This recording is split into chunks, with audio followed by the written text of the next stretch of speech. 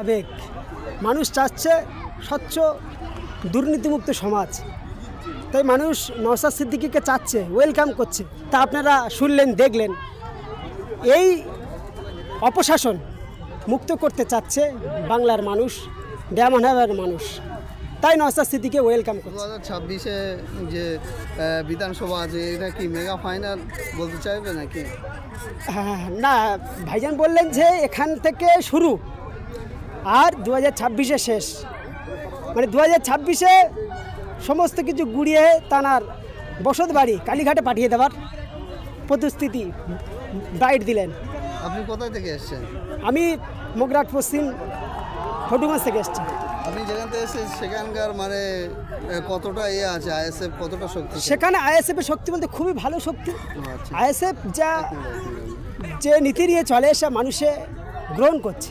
মানুষ চাচ্ছে আইএসএফের মতো দুর্নীতিমুক্ত সমাজ গড়ার জন্য আইএসএফকে চাচ্ছে। এখানে একাধিক তৃণমূলের প্রোগ্রাম নামানো হয়েছে যাতে ভয় দেখিয়ে এবং ধমকে চমকে এই প্রোগ্রামে আইএসএফ এর কর্মীরা যাতে আসতে না পারে তার ব্যবস্থা করা হয়েছে। কিন্তু শুনে রাখুন বন্ধুরা, টিএমসির যে সমস্ত বন্ধুরা আপনারা এই অপচেষ্টা করছেন, আপনারা হয়তো মানুষকে আটকাতে পাচ্ছেন, কিন্তু মানুষের অন্তরকে, মানুষের মনকে আপনারা কেড়ে নিতে পাচ্ছেন না।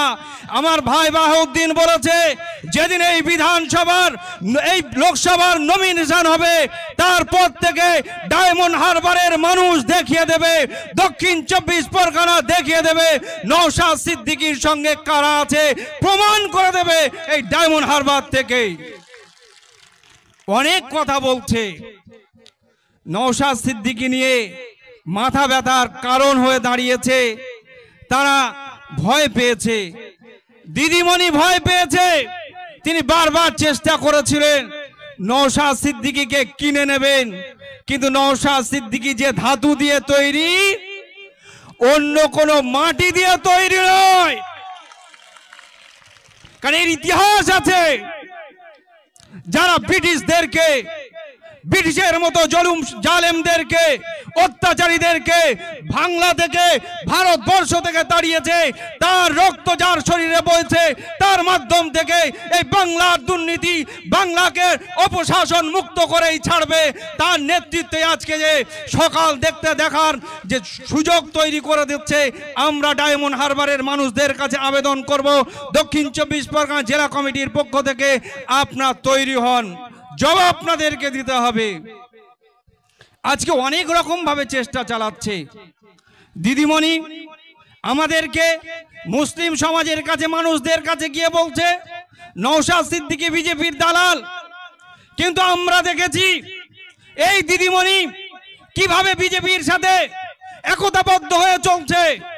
আমরা দেখেছি দিদিমণি বিজেপি যেমন হিন্দুত্ববাদীর তাস নিয়ে খেলা করছে, এই দিদিমণি বিজেপি সরকারকে খুশি রাখার জন্য তারাও তেমনি, যেমন রাম মন্দির উদ্বোধন করছে বিজেপি, তেমনি এই দিদিমণি দীঘাতে জগন্নাথ মন্দির উদ্বোধন করছে। সুতরাং আমাদের বুঝতে বাকি নেই। আর এদিকে এই দিদিমণি এবং তার ভাইপো আজকে ডায়মন্ড হারবারের মানুষদের কাছে একটা সন্ত্রাসের পরিবেশ তৈরি করছে। বিশেষত যে সমস্ত সংখ্যালঘু ভাইয়েরা আছে, আমি তো বলবো এই অভিষেক ব্যানার্জি যিনি আজকে এখানকার এমপি, তিনি তার লোকজন দিয়ে এই সংখ্যালঘু মানুষদেরকে খেপিয়ে তুলছে যে নওশাদ সিদ্দিকীর বিরুদ্ধে তাদেরকে লড়তে হবে। নওশাদ সিদ্দিকীর হয়ে যে সমস্ত মানুষেরা তারা আসছে, তাদের কর্মী সমর্থকরা আসছে, এই সংখ্যালঘু মানুষদেরকে খেপিয়ে দিচ্ছে, তোমরা তাদের উপর অত্যাচার করো, তাদের উপরে জুলুম করো, তাদের উপরে মারো। আমি ওই সমস্ত সংখ্যালঘুদের ভাই বোনদেরকে বলবো, আপনাদের দিয়ে এই সরকার, এই ভাইপো এবং তার যে সমস্ত দোসর আছে তারা আপনাদেরকে ব্যবহার করছে। আপনাদেরকে বলছি, আপনারা ঠান্ডা হন, আপনারা বোঝার চেষ্টা করুন। আপনারা যদি বোঝার না চেষ্টা করেন, একদিকে দেখেছেন শেখ শাহজাহানকে কিভাবে তারা ব্যবহার করার পরে আজকে তারা কিভাবে সেখানকার মানুষদেরকে কিভাবে একদল মানুষ বিজেপির যারা আছে তারা সেখানে একটা সম্প্রদায়কে টার্গেট করছে, এই দিদিমণিও কিন্তু আপনাদেরকে টার্গেট করছে। একদিকে ইনডোর স্টেডিয়ামে তিনি যখন প্রোগ্রাম করেন তিনি এই সংখ্যালঘু সমাজের মানুষদেরকে দেখিয়ে দেন যে এরা মাথা গরম, এই মাথা গরম দিয়ে তিনি কি বোঝাতে চাচ্ছেন যে এরাই দাঙ্গা করে, এরাই ঝামেলা করে, এরাই অশান্তি করে, পশ্চিম বাংলায় এই সংখ্যালঘুরাই শুধু ঝামেলা করে, এটা দিদিমণি ইন্ডিকেট করে দেখিয়ে দিয়ে যাচ্ছেন। সেজন্য আমার সংখ্যালঘু ভাইদেরকে বলবো আপনারা এদের থেকে মুখ ফিরান, এদের থেকে সরে আসুন। নতুন যদি আপনারা সরে না আসেন, বিজেপি যেমন টার্গেট করছে আপনাদেরকে এই বাংলা থেকে তাড়ানোর, এই দেশ থেকে তাড়ানোর পরিকল্পনা করছে, দিদিমণিও কিন্তু সেই চক্রান্তে একসাথে হয়ে কাজ করছে। আপনাদেরকে বলবো আপনারা সরে আসুন।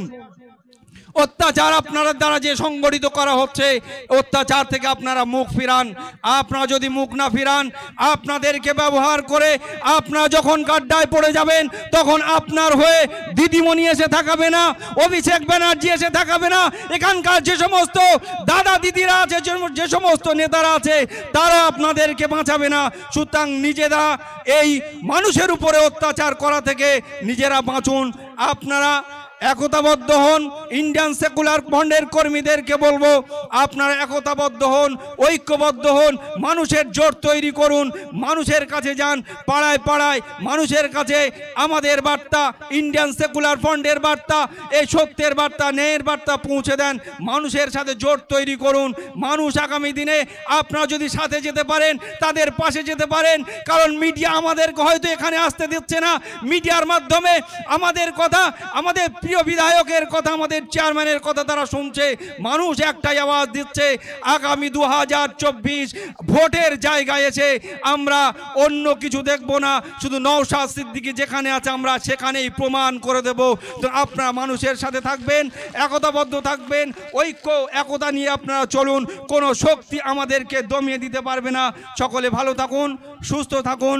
ইনকলাব জিন্দাবাদ, ইন্ডিয়ান সেকুলার ফ্রন্ট জিন্দাবাদ। আমরা তো আইএসএফ এর সৈনিক। যদি আমরা আইএসএফ এর সৈনিক হন, আমার চেয়ারম্যান স্টেজে বসে আছেন, তার কথা মতো আমরা যারা বিধানসভায় দায়িত্বে আছি আপনাদেরকে অনুরোধ করে বলছি, আপনারা জায়গায় বসে পড়ুন, এই বাম দিকটা একটু ছেড়ে দিয়ে আপনারা এগিয়ে যান, সামনে যান, আমার সবাইকে দেখার সুযোগ করে দিন। আপনারা তো আইএসএফ এর সৈনিক, আমরা শৃঙ্খলাবদ্ধ দল, আপনারা একটু আমাদের কথা শুনুন, একটু এগিয়ে যান, সবাইকে দেখার সুযোগ করে দিন। এখন আপনাদের সামনে বক্তব্য রাখবেন আমাদের যে, আপনারা একটু বাইরে গেলে ভালো হতো তাহলে। এখন আপনাদের সামনে বক্তব্য রাখবেন আমাদের জেলা কমিটির সদস্য অনির্বাণ তলাপাত্র মহাশয়।